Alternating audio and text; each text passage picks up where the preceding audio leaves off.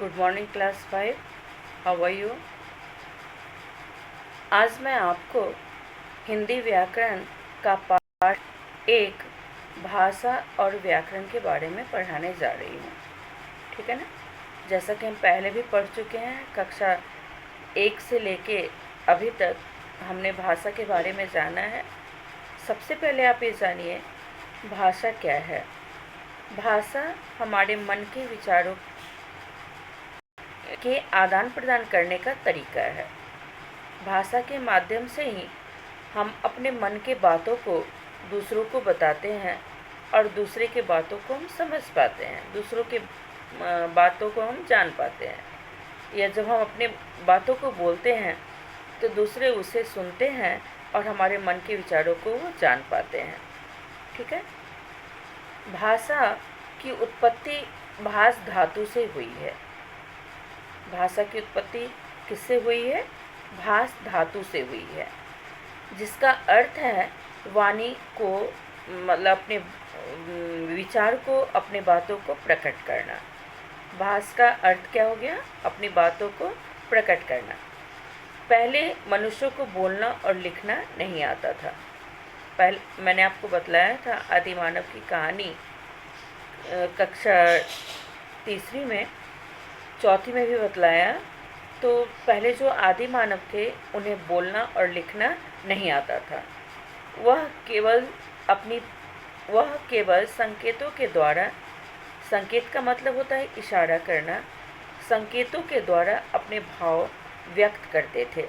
जो हमारे आदि मानव थे संकेतों के माध्यम से, इशारों के माध्यम से अपने बातों को एक दूसरे से बतलाते थे। धीरे धीरे अपने विचारों को प्रकट करने के लिए उन्होंने क्या किया? तो क्या होता था, जब वो संकेतों के द्वारा अपनी बातों को प्रकट करते थे तो उनमें उनसे कुछ कठिनाई होती थी। कुछ बातों को वे लोग समझ पाते थे और कुछ बातों को नहीं समझ पाते थे। दूसरी समस्या ये आई कि जो संकेत के माध्यम से जो बात है उसे हम अस्थायी रूप से नहीं रख सकते थे। ठीक है ना? तो उन चीज़ों को वो, पहले कागज़ नहीं था, उन चीज़ों को वो पत्थर पर, बड़े बड़े पत्तों पर या फिर ज़मीन पर उन्होंने लिखना शुरू किया। चट्टानों पर, बड़ी चट्टानों पर, पत्थरों पर या ज़मीन पर वो अपने द्वारा कही गई बातों को, शब्दों को उकेरना शुरू किया। ठीक है? उन्होंने शुरू किया। फिर क्या हुआ? कुछ समय बाद धीरे धीरे इसमें भी विकास हुआ और कुछ समय बाद उसने लिखकर अपने विचारों को व्यक्त करना सीखा। हमारे आदि मानव ने लिखकर अपने बातों को, अपने विचारों को व्यक्त करना सीखा। ठीक है? इस प्रकार अपने भावों का आदान प्रदान करने के लिए भाषा का जन्म और विकास हुआ। धीरे धीरे भाषा में सुधार हुआ और इस तरह से अपने विचारों को प्रकट करने के लिए, अपने विचारों के आदान प्रदान करने के लिए ही भाषा का विकास हुआ। ठीक है? समझ गया? तो भाषा की उत्पत्ति किससे हुई? भाष धातु से हुई है। भाष धातु का क्या अर्थ होगा? अपने बातों को व्यक्त करना, बतलाना, अपने विचारों को प्रकट करना। ठीक है? समझ गए? भाषा क्या है? तो अपने मन के बातों को, अपने विचारों को या किसी के विचारों को जान पाना, विचारों का आदान प्रदान करना ही क्या है? भाषा है। बोलकर या लिखकर, तो इस तरह से आपने क्या देखा? ऊपर की जो पंक्तियां हैं उसमें आपने देखा कि पहले बोलकर और फिर लिखकर अपने बातों को समझाया गया है। ठीक है ना? तो इस तरह भाषा की परिभाषा क्या होगी? बोलकर या लिखकर अपने विचार व्यक्त करने का माध्यम भाषा है। बोलकर या लिखकर अपने विचारों को बतलाने का माध्यम क्या है? भाषा है। ठीक है ना? भाषा वह माध्यम है जिसके द्वारा मनुष्य अपने विचार बोलकर या लिखकर प्रकट करता है। भाषा वह माध्यम है, वह स्रोत है जिसके द्वारा अपने विचार मनुष्य बोलकर या लिखकर बतलाता है, बोलकर या लिखकर प्रकट करता है। दूसरों के विचारों को मनुष्य सुनकर ग्रहण करता है कि अपने विचारों को जब बोलता है, दूसरे उसे सुनते हैं, और दूसरे जब बोलते हैं तो उसे सुनकर उन विचारों को मनुष्य जान पाता है, ठीक है, उसे ग्रहण करता है। हमारी तरह पशु पक्षी भी तरह तरह की ध्वनियाँ निकालते हैं। तो हम जो बोलते हैं मुख से हमारी कुछ भी निकलती है, वो क्या कहलाती है? ध्वनि कहलाती है। ध्वनि का मतलब होता है आवाज़, ठीक है। हमारी तरह पशु पक्षी भी तरह तरह की ध्वनियाँ, अन्य तरह के पशु पक्षी अन्य तरह की ध्वनियाँ निकालते हैं, पर उन ध्वनियों को हम भाषा नहीं कहते, नहीं कह सकते हैं, क्योंकि पशु पक्षी की जो भाषा होती है, पशु पक्षी की जो ध्वनि होती है, वे केवल दूसरे पशु पक्षी ही जान पाते हैं। जैसे एक कुत्ता भौं भौं करके अपनी बातों को बतलाता है, गाय रंभाकर, घोड़ा हिनहिनाकर, ध्वनि को क्या बोलते हैं? हिनहिनाना। हाथी चिघाड़ कर, कोयल कुहू कुहू करके मतलब कूक कर, कौवा काँव काँव करके कुछ कहना चाहता है, तोता टेंटे करके कुछ बतलाना चाहता है, लेकिन हम उनकी ध्वनि को सुनते हैं, वो क्या कहना चाहते हैं हम उसे जान नहीं पाते, ठीक है। उसी प्रकार संकेतों द्वारा कही गई बात भी भाषा नहीं कहलाती, क्योंकि संकेत का मतलब होता है इशारा करना।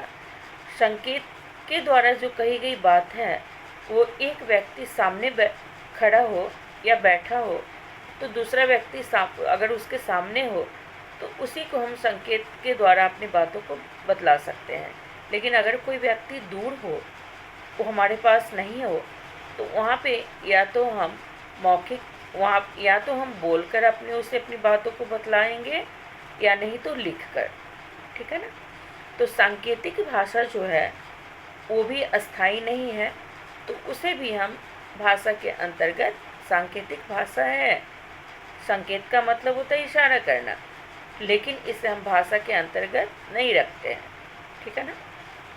सांकेतिक भाषा का मैं एक उदाहरण देती हूँ। जैसे आपकी कक्षा में अगर शिक्षक या शिक्षिका पढ़ा रही हो, तो किसी बच्चे को, वो बच्चा अगर कुछ कर रहा हो या आपस में बातचीत कर रहा हो, तो अंगुलियों के इशारों के द्वारा वो उसे चुप करने की कोशिश करती हैं, ठीक है ना, चुप करने के लिए कहती हैं।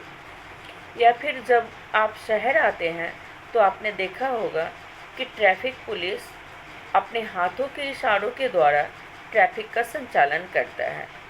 गाड़ियों की आवाजाही के लिए वो अपने हाथों का इशारा करता है, ठीक है, समझ गए। तो ये हो गया आपका सांकेतिक भाषा।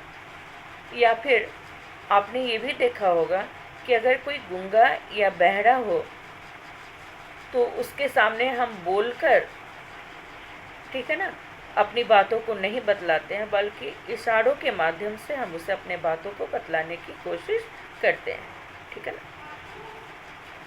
तो इस तरह आपने जान लिया कि भाषा क्या है और भाषा किस तरह से हम कह सकते हैं, ठीक है ना। उस आधार पर भाषा के दो रूप हो गए, एक हो गया लिखित भाषा और दूसरा हो गया मौखिक भाषा। एक हो गया मौखिक भाषा और दूसरा क्या हो गया? लिखित भाषा। मौखिक भाषा अर्थात मुख से बोली हुई। मौखिक भाषा में बोलना और सुनना होता है। जैसे मैं कुछ अभी जो ऑनलाइन क्लासेस चल रही हैं आपकी, वो क्या हो गया? मौखिक भाषा का रूप हो गया। जब हम समझाते हैं आपको, जब मैं या कोई भी शिक्षक आपको समझाते हैं, तो आप वीडियो ऑन करके उसे सुनने की कोशिश करते हैं, तो ये भाषा का कौन सा रूप हो गया? मौखिक भाषा। तो मौखिक भाषा में कौन कौन से मौखिक भाषा के अंग हैं? बोलना और सुनना। बोलना और सुनना। दूसरा हो गया आपका लिखित भाषा। लिखित भाषा में लिखना और पढ़ना होता है। ठीक उसी तरह अगर मैं व्हाट्सएप के द्वारा प्रश्न उत्तर आपको दी हूँ तो आप उसे क्या करते हैं, खोलते हैं और उसे या तो पढ़ते हैं या फिर जो गृह कार्य पूरा करना है उसे अपने कॉपी में पूरा करते हैं, मतलब लिखते हैं। तो मौखिक भाषा में बोलना और सुनना हो गया, परंतु लिखित भाषा में लिखना और पढ़ना हो गया। ठीक है, समझ गए। तो भाषा के कितने रूप हो गए? 2 रूप हो गए।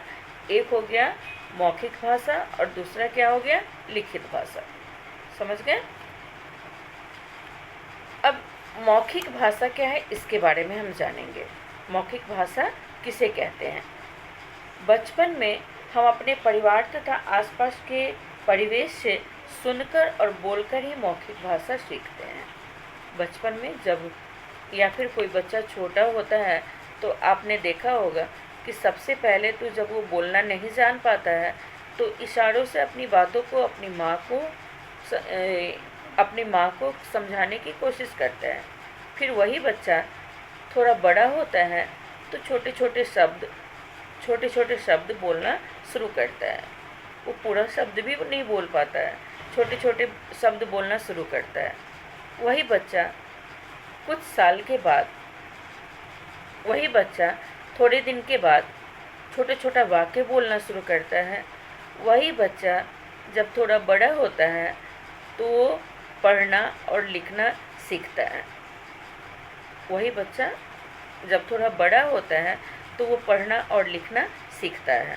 ठीक है ना। और पढ़ लिख कर वो अपने भाषा में सुधार लाने की कोशिश भी करता है।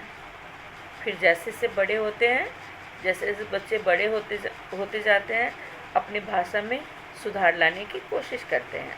अपने बातचीत में, रहन सहन में, रहने के तौर तरीके में, कैसे उन्हें बोलना चाहिए, कैसे दूसरों के सामने बड़ों से या छोटों से कैसे व्यवहार करना चाहिए, इन सभी बातों को वो धीरे धीरे अपने जीवन में ग्रहण करते हैं। ठीक है ना। तो मैं आपको समझा रही थी मौखिक भाषा के बारे में। तो मौखिक भाषा कैसे सीख पाते हैं? हम अपने परिवार में या अपने आसपास के लोगों के द्वारा, अपने परिवेश में। ठीक है ना। मौखिक भाषा द्वारा हम बोलकर अपने विचार प्रकट करते हैं। मौखिक भाषा के द्वारा हम अपने विचारों को कैसे बतलाते हैं? बोलकर। ठीक है ना। जैसे कल विद्यालय में वाद विवाद प्रतियोगिता थी, आपके विद्यालय में डिबेट हुआ।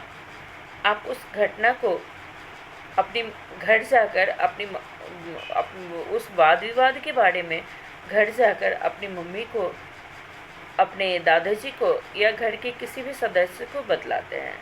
ठीक है। तो ये क्या हो गया? मौखिक रूप हो गया। जो डिबेट हुआ वो भी मौखिक हुआ, और जब जाके आपने घर में अपने घर के किसी सदस्य को बतलाया तो भी क्या हो गया? मौखिक हो गया। सोनिया और विशाल ने हिंदी भाषा के पक्ष और विपक्ष में अपने विचार प्रस्तुत किए। तो डिबेट का जो टॉपिक था वो था हिंदी भाषा के पक्ष और विपक्ष में अपने विचार व्यक्त करना, अपने विचार प्रकट करना। डिबेट में ये होता है कि कोई टॉपिक होता है, उस पर आपको अपना पक्ष भी देना है और अपना विपक्ष भी देना होता है। दर्शकों ने जब डिबेट हुआ, जब आप बतलाते हैं घर में कि डिबेट हुआ, तो वहाँ पे जितने भी बच्चे मौजूद थे, दर्शक अर्थात विद्यालय में कौन होगा? या तो शिक्षक होंगे या आपके सहपाठी होंगे।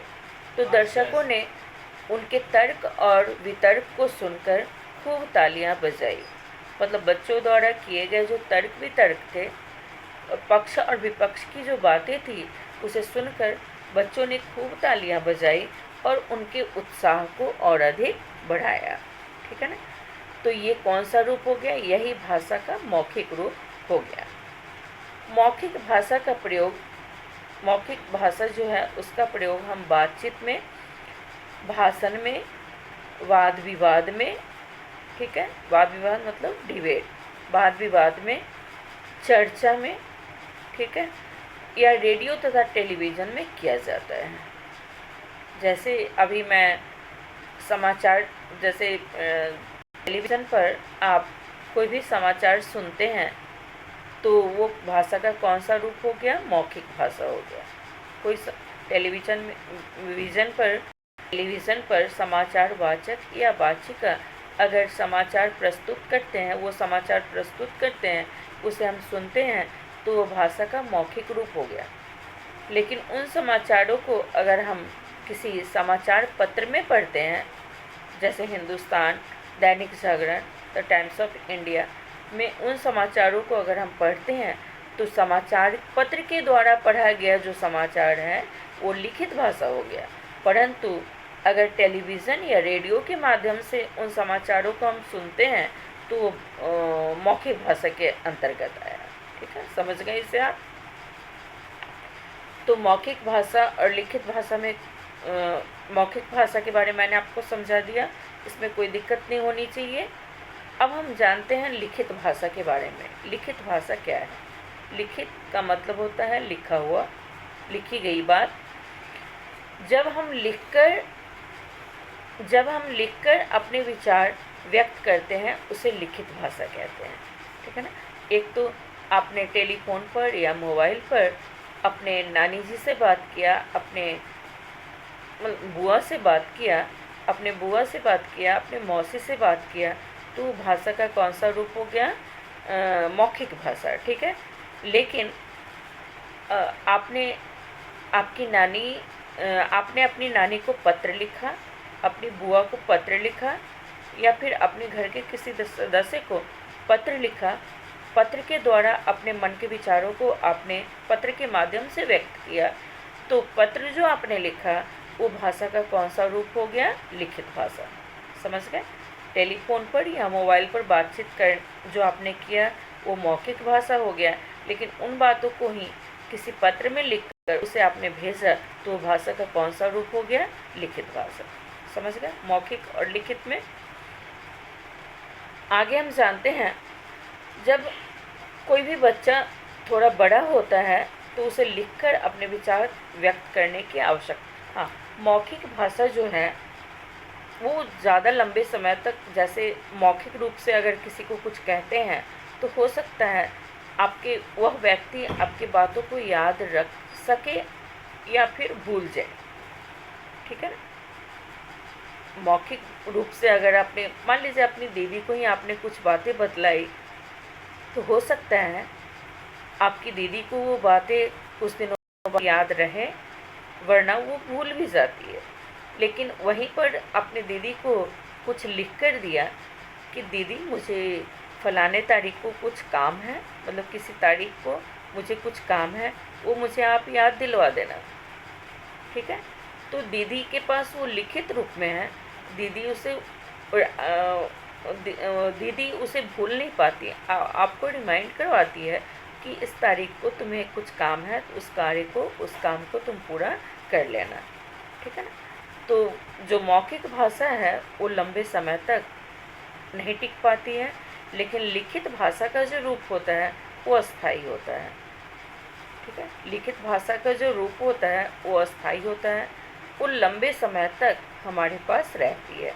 जब उसे हम संभाल कर रहते हैं तो अस्थायी रूप से हमारे पास रहती है। तो जब कोई बच्चा बड़ा होता है तो उसे लिखकर अपने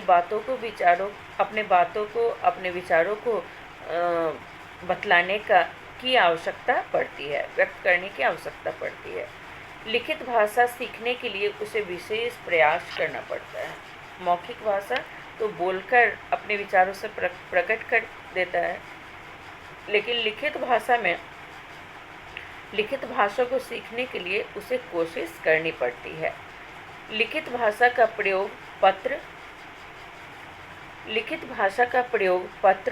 तार, पुस्तक, समाचार पत्र, पत्रिकाओं आदि में किया जाता है।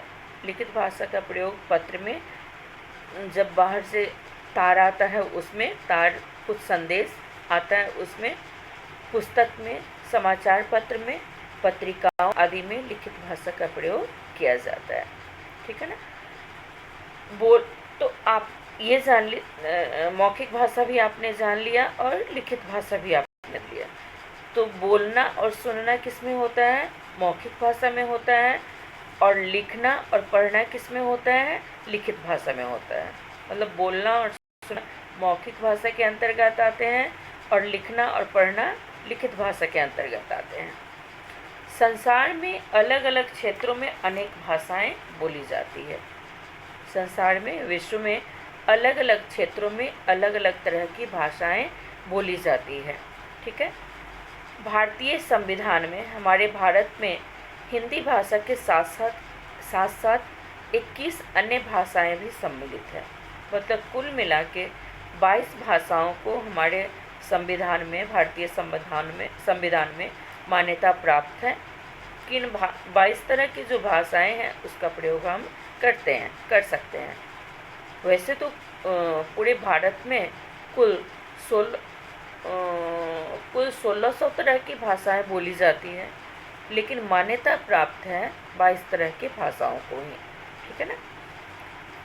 कुछ भारतीय और विदेशी भाषाएं इस प्रकार हैं। कुछ पहले हम जानेंगे भारतीय भाषाओं के बारे में, कुछ भारतीय और विदेशी भाषाओं के बारे में जानेंगे। जैसे भारतीय भाषाएं हैं, केरल के लोग मलयालम भाषा का प्रयोग करते हैं। केरल के लोग किस भाषा का प्रयोग करते हैं? मलयालम। बंगाल के लोग बांग्ला भाषा का प्रयोग करते हैं। कश्मीर के लोग कश्मीरी भाषा का प्रयोग करते हैं। पंजाब के लोग पंजाबी भाषा का प्रयोग करते हैं। मध्य प्रदेश के लोग हिंदी भाषा का प्रयोग करते हैं। आसाम के लोग असमिया भाषा का प्रयोग करते हैं। कनाडा के लोग कन्नड़ भाषा का प्रयोग करते हैं। उड़ीसा के लोग उड़िया का प्रयोग करते हैं, उड़िया भाषा का प्रयोग करते हैं। ये हो गया आपका भारतीय भाषाएं। ठीक है ना, जो कि अन्य क्षेत्रों में बोली जाती है। समझ गए। अब हम जानेंगे विदेशी भाषाओं के बारे में।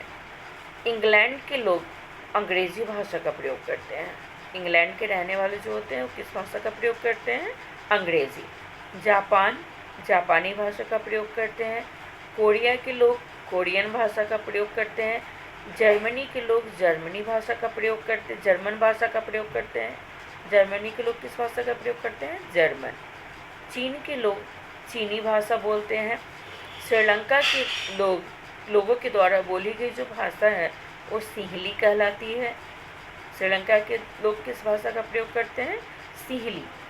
फ्रांस के लोग फ्रांसीसी भाषा बोलते हैं। स्पेन के लोग स्पेनिश भाषा बोलते हैं। ठीक है। ये हो गया कुछ भारतीय भाषाएं और ये हो गया कुछ विदेशी भाषाएं। ठीक है।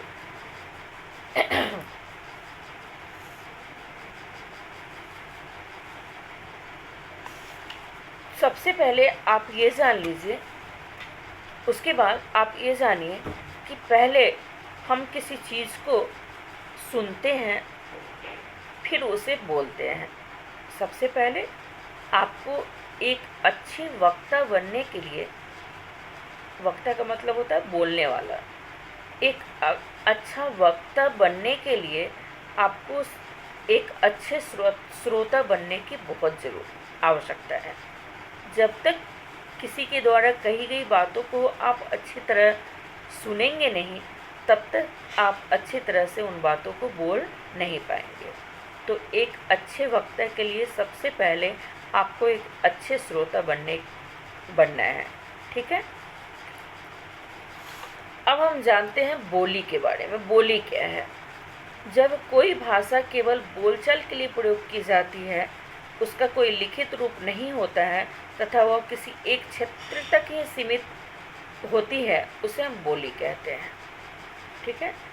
जब कोई भाषा केवल हम बातचीत के लिए जिसका प्रयोग करते हैं, बस बातचीत करने के लिए करते हैं, मतलब परस्पर एक दूसरे से बात करने में करते हैं, उसका कोई लिखित रूप नहीं होता है। ठीक है ना। तो वह लिखित रूप नहीं होता है और वह किसी क्षेत्र तक सीमित रह जाती है। क्षेत्र के बारे में बतलाऊंगी मैं अभी आपको।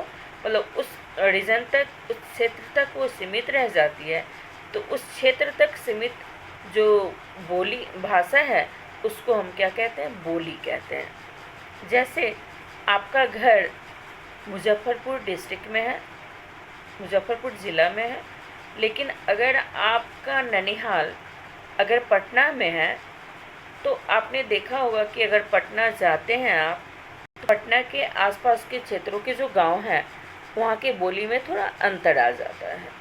मुजफ्फरपुर की बोली में मतलब आपके गांव की बोली में या आपके क्षेत्र की बोली में, और फिर अगर नानी का घर आपका दूसरे जगह है, मतलब एक डिस्ट्रिक्ट को से हटकर है, दूसरे डिस्ट्रिक्ट में है, तो आपने देखा होगा कि वहाँ की बोली में अंतर आ जाता है, वहाँ की बोली जो है वो बदल जाती है।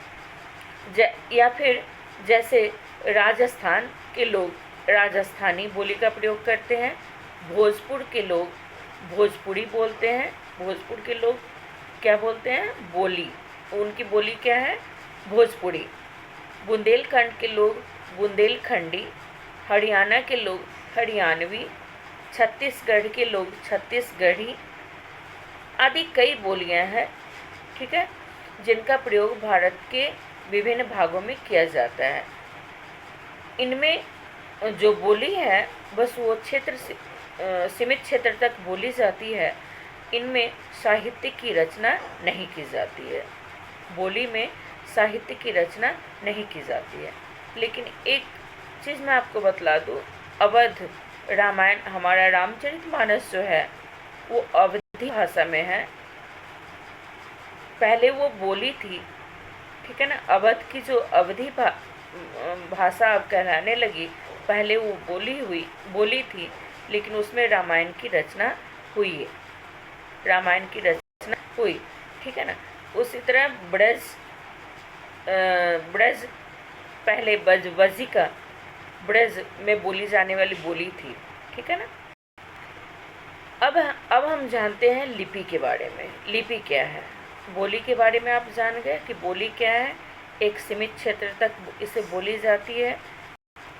इसके अंतर्गत बोली गई जो भाषाएं हैं उसमें साहित्य की रचना नहीं की जाती है।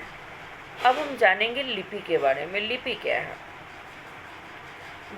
किसी भी भाषा को सुरक्षित रखने के लिए भाषा को लिखने की आवश्यकता होती है। लंबे समय तक अस्थायी रूप से रखने के लिए, किसी भी भाषा को लंबे समय तक अस्थायी रूप से रखने के लिए उसे लिखने की आवश्यकता महसूस हुई। भाषा को लिखने के लिए कुछ चिन्ह बनाए गए, कुछ चिन्ह निश्चित किए गए, कुछ अक्षर बने, यही चिन्ह लिपि कहलाए। तो भाषा को लिखने का ढंग या तरीका, अथवा जिस ढंग या तरीके से किसी भाषा को हम लिखते हैं उसे क्या कहते हैं? लिपि कहते हैं। तो इसी तरह जब हमारे पूर्वजों को यह महसूस हुआ कि जो बातें हैं उन बातों को हमें संग्रह करके रखना है, तो उन्होंने लिखना उसे आरंभ किया। उसे लिखने के लिए उसके लिए कुछ अक्षर बनाया गया, कुछ चिन्ह बनाए गए, कुछ आकृतियाँ बनाई गई। वही चिन्ह, अक्षर और आकृतियाँ जो है वो क्या कहलाया? लिपि कहलाया, ठीक है। तो इस तरह आपने जाना कि भाषा के लिखने के ढंग को हम क्या कहते हैं? लिपि कहते हैं। जिस ढंग या तरीके से हम भाषा को लिखते हैं उसे लिपि कहते हैं। जिस प्रकार मौखिक भाषा में विभिन्न प्रकार की ध्वनियाँ होती हैं, उसी प्रकार लिखित भाषा में भी चिन्ह होते हैं जिनसे लिपि बनती है। मौखिक भाषा में क्या होता है? ध्वनियाँ होती है, आवाज़ होती है, और लिखित भाषा में क्या होते हैं? चिन्ह होते हैं, और इन चिन्हों से ही क्या बनते हैं? लिपि बनते हैं। दुनिया में अलग अलग भाषाओं को अलग अलग लिपियों में लिखा जाता है। सभी भाषाओं की अपनी अलग अलग लिपियां हैं। हिंदी, मराठी, राजस्थानी, संस्कृत तथा मैथिली आदि भाषाएं जो हैं, हिंदी, मराठी, संस्कृत, राजस्थानी तथा मैथिली आदि जो भाषाएं हैं वो देवनागरी लिपि में लिखी जाती है, ठीक है ना। और ये जान लीजिए कि जो हिंदी की जो उत्पत्ति हुई है, हिंदी ही नहीं अधिकांशतः भाषा की उत्पत्ति संस्कृत भाषा से ही हुई है। तो संस्कृत क्या है? संस्कृत बहुत ही प्राचीन भाषा है। प्राचीन मतलब होता है पुरानी। तो संस्कृत क्या है? प्राचीन भाषा, सबसे प्राचीनतम भाषा है, मतलब बहुत पुरानी भाषा है। अधिकतर भारतीय भाषाएं जो हैं उनकी उत्पत्ति संस्कृत भाषा से ही मानी जाती है। इसलिए आपको जब इनकी उत्पत्ति संस्कृत भाषाएं से मानी जाती हैं तो सभी भाषाओं में आपको संस्कृत के कुछ न कुछ शब्द मिल ही जाएंगे। ठीक है। विश्व की कुछ प्रमुख लिपियों के नाम हम जानते हैं। पंजाबी भाषा जो है वो गुरुमुखी लिपि में लिखी जाती है। अंग्रेजी भाषा, अंग्रेजी गणित ये रोमन लिपि में लिखी जाती है। उर्दू भाषा जो है वो फारसी लिपि में लिखी जाती है। बांग्ला भाषा बांग्ला लिपि में लिखी जाती है।